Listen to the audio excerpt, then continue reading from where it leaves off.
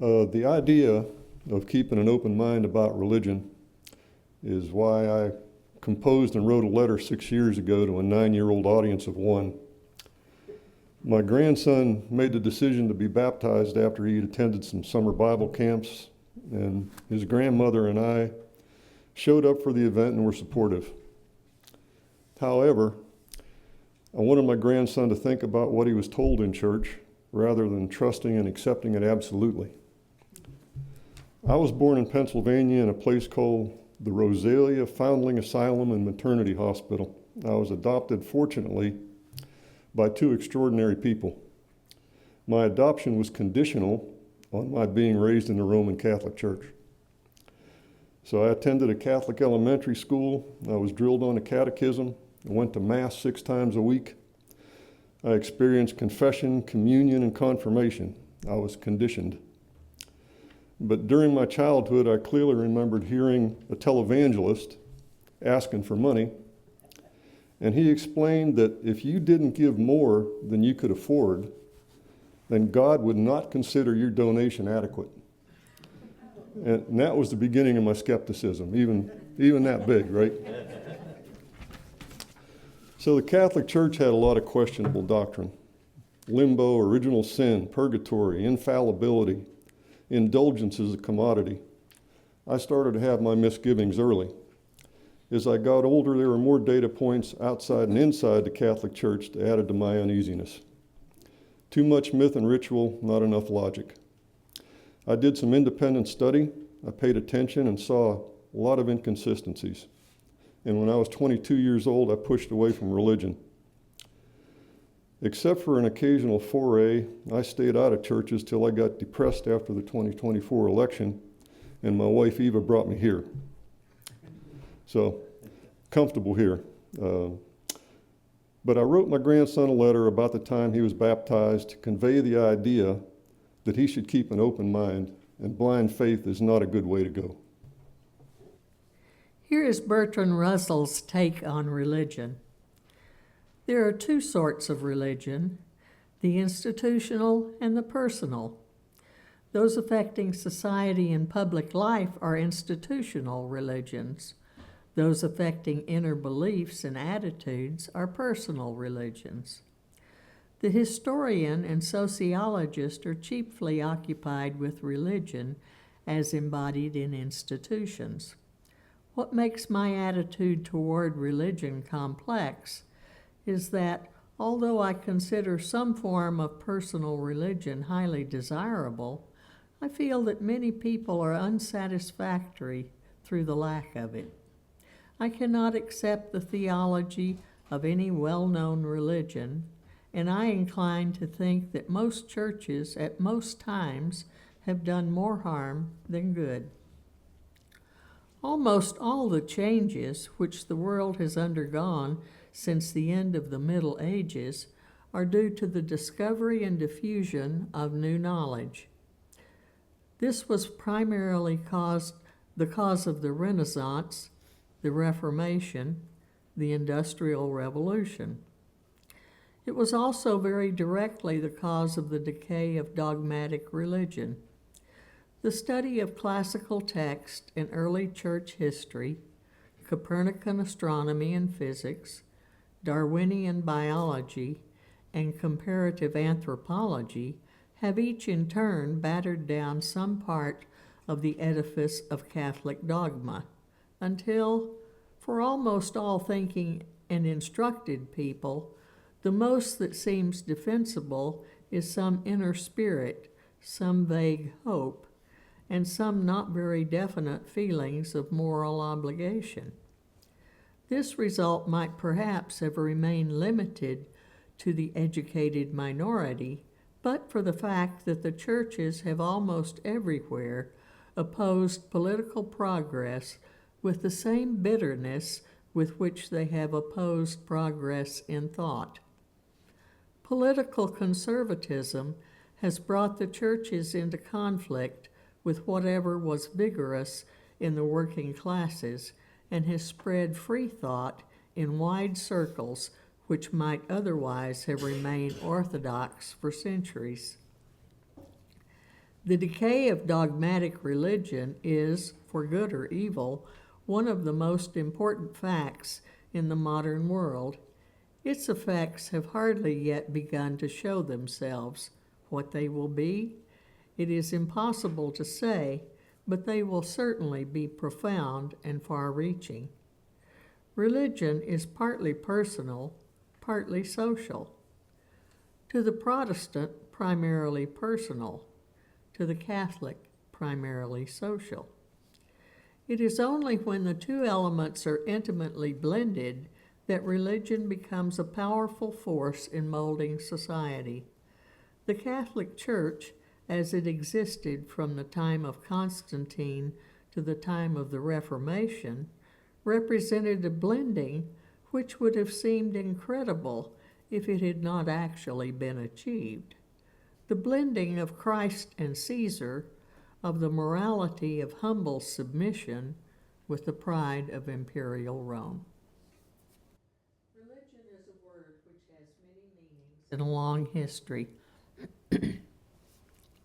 In origin, it was concerned with certain rites inherited from a remote past, performed originally for some reason long since forgotten, and associated from time to time with various myths to account for their supposed importance. Much of this lingers still. A religious man is one who goes to church, a communicant who practices as Catholics say. How he behaves otherwise or how he feels concerning life and man's place in the world does not bear upon the question whether he is religious in this simple but historically correct sense. Many men and women are religious in this sense without having in their natures anything that deserves to be called religion in the sense in which I mean the word. The mere familiarity of the church service has made them impervious to it.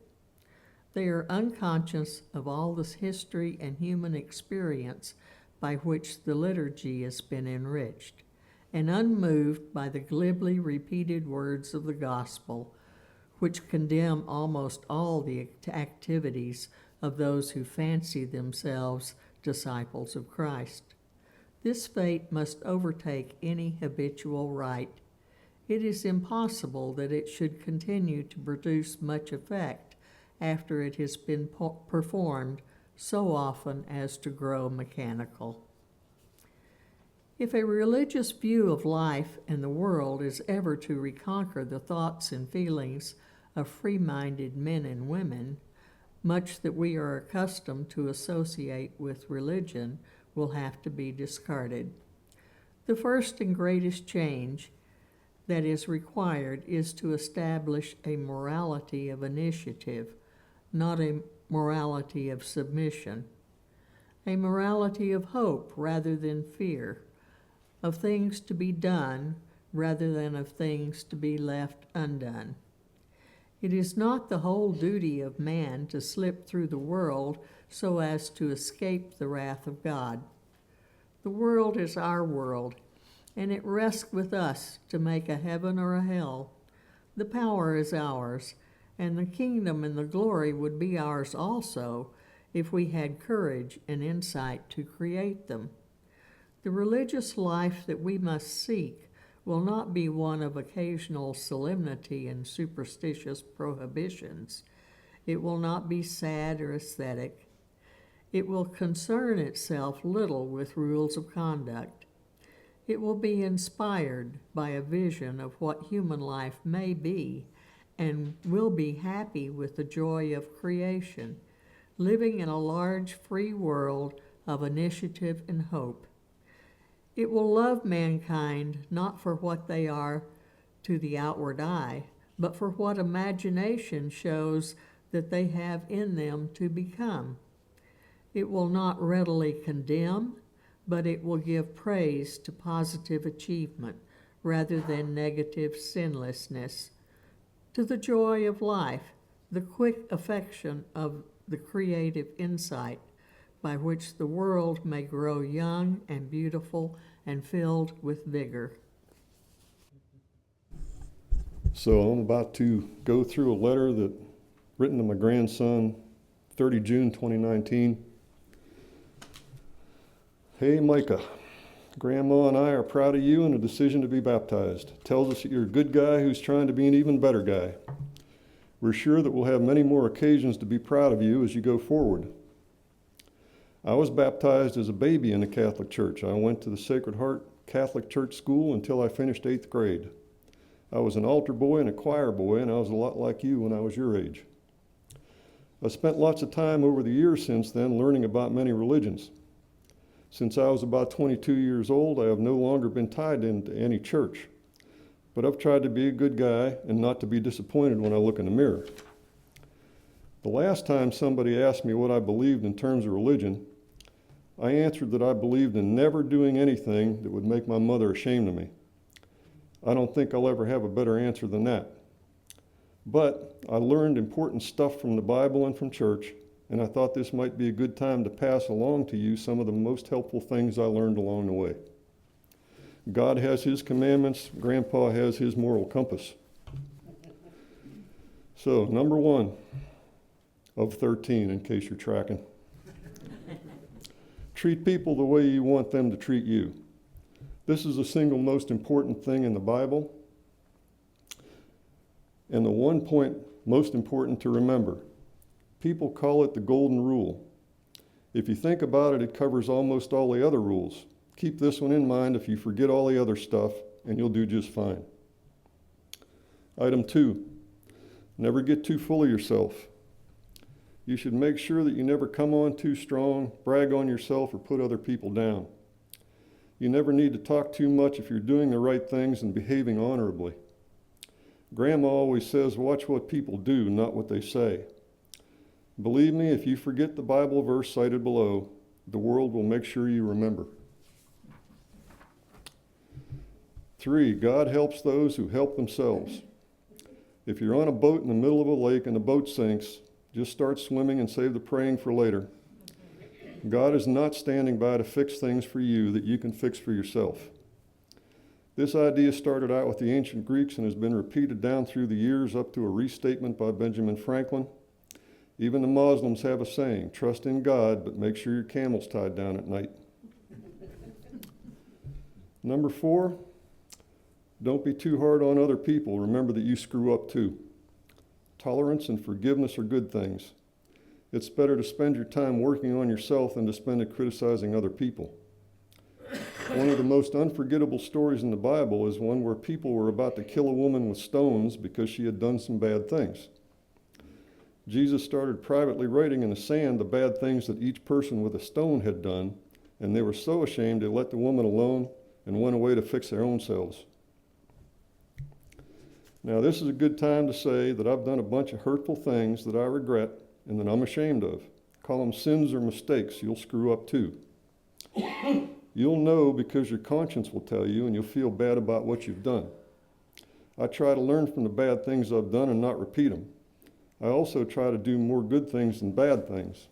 I hope the balance of good deeds in my life will outweigh the bad things I've done. 5, all things in moderation. Self-discipline is important.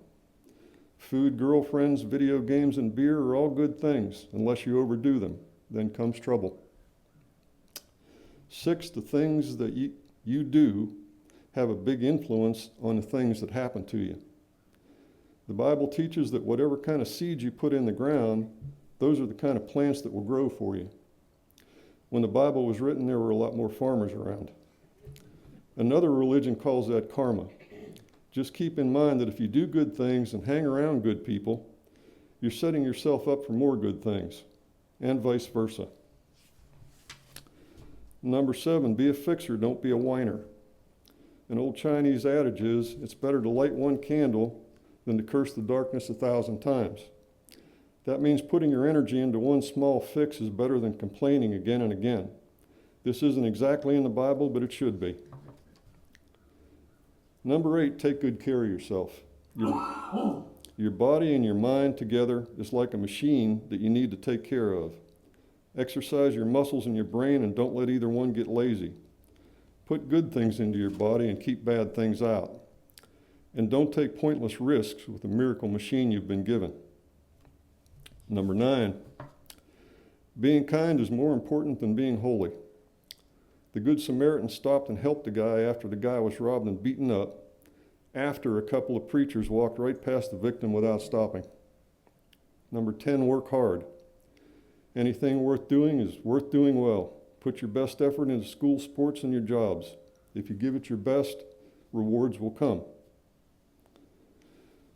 Number 11, laugh. Sometimes your sense of humor will be your most valuable tool and your only way out of a hole you got into. A smile or a joke can change everything and can make all the difference for you and the people around you. Always look on the bright side of life. 12, be brave. David faced Goliath and beat him. Sometimes you need to face your fears and do it anyway. If you face a challenge and do your best, it always turns out better than just giving up. Winners never quit, quitters never win. Number 13, think for yourself about what the Bible says and what the church tells you. The Christian Bible and all religions have a lot of good things to teach us, and some other things they teach are just baloney. Religions and churches are made up of people. People can make mistakes. People may use God or the Bible to benefit themselves, their politics, or just to make money and exploit other people. Make sure you never stop questioning people's motives. I do not believe the meek will inherit much of anything. I believe in charity, but I do not believe in tithing, and I'm pretty sure Jesus was not a fan of profitable churches. I think some of the stories in the Bible are just good ways to get a point across and should not be seen as factual. So you have a responsibility to keep your eyes open and your head up. Never stop asking questions about what's right and wrong, or just asking why to see if the reason for something makes sense. Trust yourself. You're a smart guy with a good heart. Love Grandma and Grandpa. So my grandson's now 15 years old. He's a sophomore in high school in Louisiana. Religion's important to him. AB student, dedicated, successful athlete. He's had the same girlfriend for more than 4 years, which is kind of an anomaly. He's guileless and doesn't have any trace of meanness in him. And it's hard to tell if the letter made much of an impact because he's kind of introverted. Also, he's living in a stage of his life where most things are structured and prescribed. I think the most meaningful effect of the letter that arrived on the occasion of his baptism is that he heard a divergent viewpoint. I hope it has the effect of a warning label on chewable tablets that says, "Do not swallow whole." So the words for our closing thought today are by Richard Dawkins from his book, The God Delusion. They are an alternative set of 10 commandments. So there's 10 of them. 1, do not do to others what you would not want them to do to you. 2, in all things strive to cause no harm. 3, treat your fellow human beings, your fellow living things, and the world in general with love, honesty, faithfulness, and respect. 4, do not overlook evil or shrink from administering justice, but always be ready to forgive wrongdoing when it's freely admitted and honestly regretted. 5, live life with a sense of joy and wonder. 6, always seek to be learning something new. 7, test all things. Always check your ideas against the facts and be ready to discard them, even if a cherished belief, if it does not conform to them. 8, never seek to censor or cut yourself off from dissent. Always respect the right of others to disagree with you. 9, form independent opinions on the basis of your own reason and experience. Do not allow yourself to be led blindly by others. 10, question everything.